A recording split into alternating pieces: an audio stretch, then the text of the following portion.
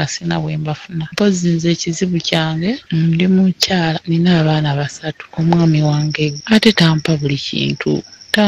Kale tanfaako, tandabirira, tanfaako, ntambudde mu Masheikh bonna bannyambe naye nsobeddwa.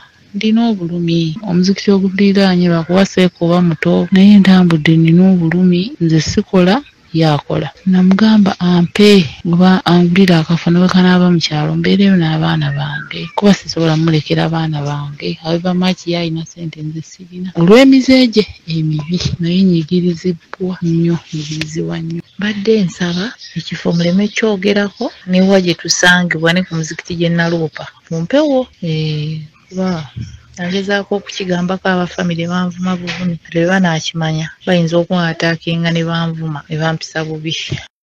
Kakaawa mu kyenkya ekatuusiddwako Prestige Majolen. Kakaawa kalungi akasesako.